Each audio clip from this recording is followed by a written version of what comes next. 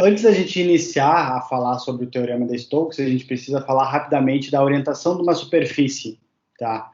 Que está delimitada por uma curva, né? A gente sabe que lá no Teorema de Green também, principalmente a gente falou em orientação da curva que a gente trabalha, certo? Para a aplicação do Teorema de Green, por hipótese, eu preciso que minha curva seja orientada no sentido anti-horário. Tá? É uma exigência do teorema. Muda nas nossas contas? Olha, muda, porque se não for orientado no sentido anti-horário, o teu resultado é menos aquele resultado que seria com o sentido anti-horário. Então, tem uma certa diferença de sinal, teu resultado muda. Tá? Só que ele é uma hipótese do nosso teorema. Por quê? Porque dentro da sua demonstração é necessário a gente garantir uma orientação anti-horária para o teorema de Green. Tá? Isso lá é o teorema de Green. Aqui a gente pode pensar em orientação da superfície também, né? Daquela superfície que a gente falou no semana passada, né? Como parametrizar a superfície, esse tipo de coisa. Então, eu posso analisar essa orientação, eu vou considerar que a minha superfície tridimensional, seja ela quem for, ela está limitada por uma curva C. Né? Claro, uma superfície no espaço, ela sempre está delimitada por uma curva C. Pode essa curva ser, sei lá, um triângulo, enfim, pode ser uma curvada, que tem alguma curvatura, mas, de qualquer forma, ela tem que estar limitada, né? Não é uma superfície infinita, certo?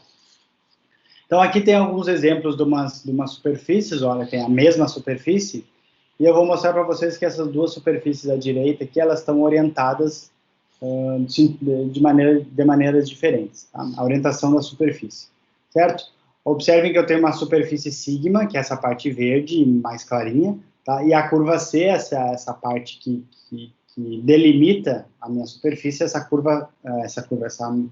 linha verde um pouco mais forte aqui, tá? Então, existem duas maneiras da gente olhar para a orientação dessa superfície, tá? Eu estou pensando em orientação da superfície com relação à minha curva, tá? Eu associo as duas coisas juntas.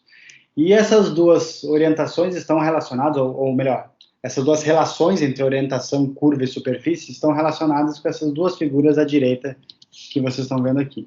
Essa aqui e essa aqui. Tá? Como vocês podem ver, a gente continua tendo a nossa superfíciezinha bonitinha ali, né? Só tem uma pessoa caminhando na borda da curva.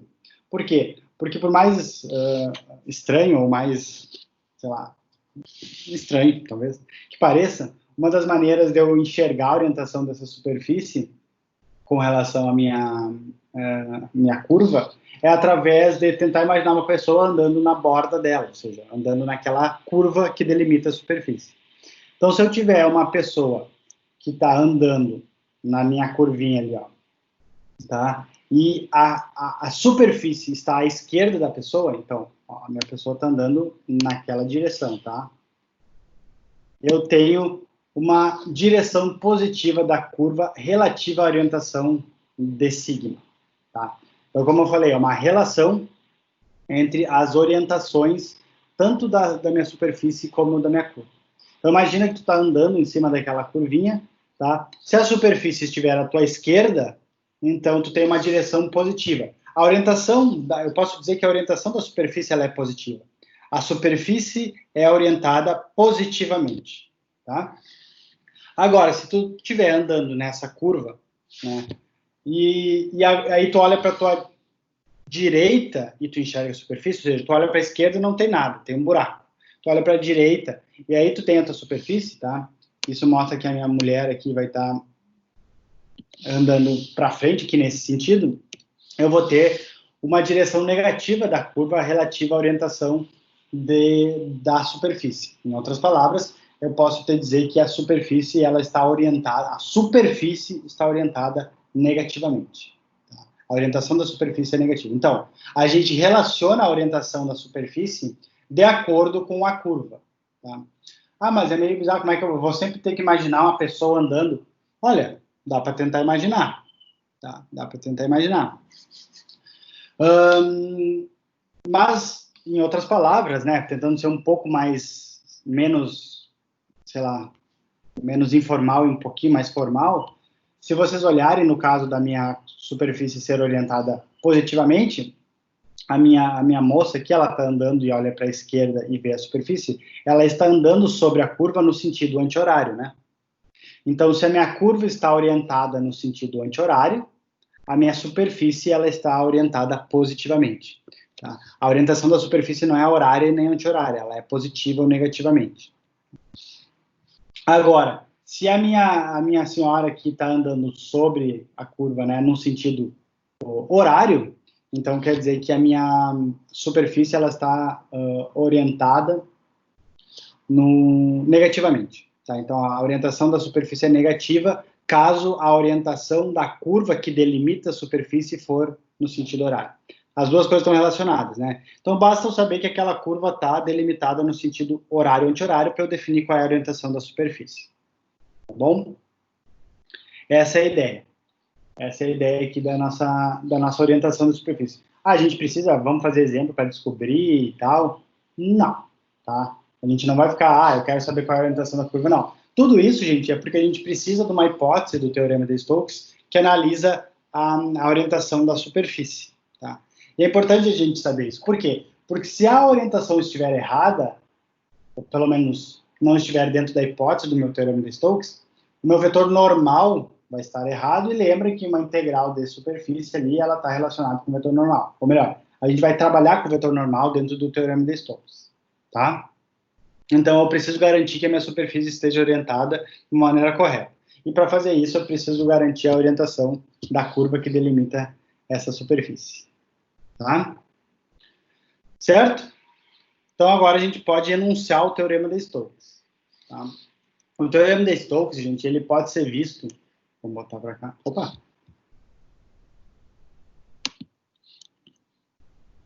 Aqui. O Teorema de Stokes, gente, ele pode ser visto como uma... Ai, voltei. Opa. O Teorema de Stokes, agora sim, ele pode ser visto como uma generalização do Teorema de Green para 3 dimensões, tá? A gente pode levar a ideia do Teorema de Green para 3 dimensões, tá? Onde o Teorema de Stokes ele é mais usado? Dentro de uma análise do movimento rotacional, tá, de fluidos. Tá? É a maior aplicação dentro do uso do Teorema de Stokes dentro da dinâmica dos fluidos. Inclusive, a gente consegue dar um significado para o rotacional. Aliás, a gente sabe qual é o significado do rotacional, né? Aquela ideia de rotacionar aquele campo ao redor de um eixo, tá? Mas a gente dá um significado dentro de uma aplicação, né? Dentro do mundo real, que é a circulação de um fluido ao longo da nossa superfície, né, da nossa curva, melhor dizendo. Tá? Bueno, então, vamos enunciar nosso Teorema de Stokes. Tá? Primeiro, eu preciso de algumas hipóteses. Tá? A primeira hipótese é que a minha superfície ela seja orientada positivamente. Tá? Então, vou botar aqui, ó, sigma orientada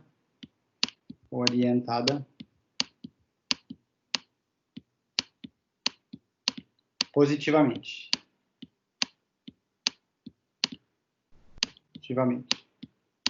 Positivamente. Isso é a mesma coisa que dizer que o caminho que delimita a minha curva, o caminho que delimita a minha superfície, ela está orientada no sentido anti-horário, certo?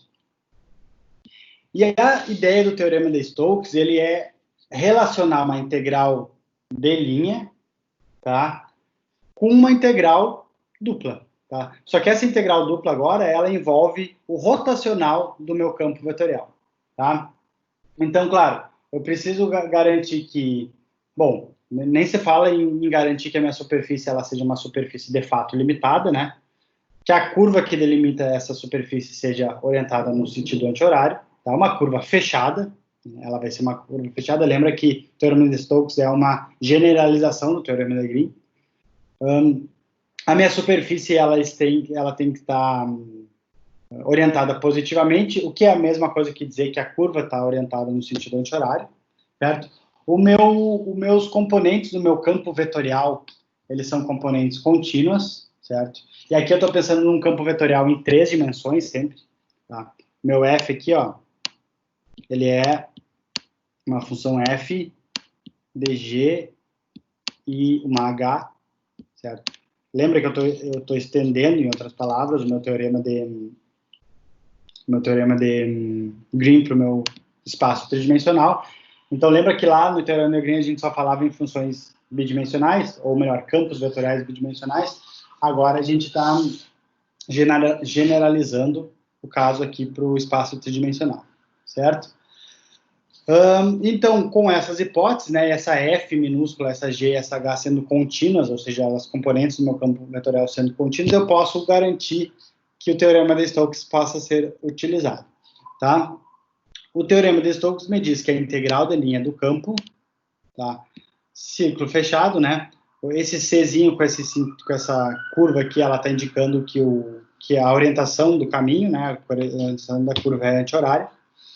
E a curva é fechada, então a integral da linha do campo dr, certo? Ela nada mais é do que a integral dupla sobre a região R, certo? A região R, já vamos falar de quem é a região R, do rotacional do campo, isso aqui lembra que é a notação de rotacional, tá? Hot. Produto escalar, lembra que rotacional é um vetor, produto escalar com vetor normal, tá? Então, eu posso reescrever uma integral de linha como uma integral dupla, e nessa integral dupla eu tenho um produto escalar entre o rotacional do campo e o vetor normal à superfície. Tenho garantia que esse vetor normal vai estar sempre apontado para fora, por quê? Porque minha superfície ela é orientada positivamente. Se ela não fosse orientada positivamente, o vetor normal a ela seria apontado para a parte interna da minha superfície. E a gente não quer isso, a gente quer esse vetor normal apontando sempre para fora da superfície. Que nem está aqui na figurinha, né? Aqui é o nosso vetor normal. Tá bueno? Certo? Então é isso que diz o nosso teorema de Stokes. No caso particular de que a parametrização lá da curva, né?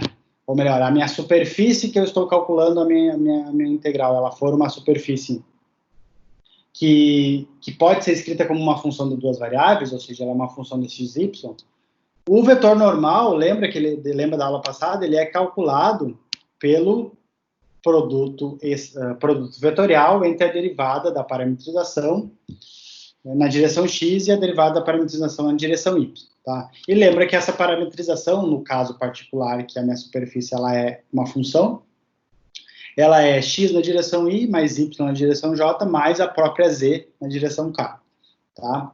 Então, é bem direto o cálculo desse vetor normal, tá? Esse é o caso particular que a gente sempre vai querer trabalhar, certo? E qual é a região da integração que eu estou integrando?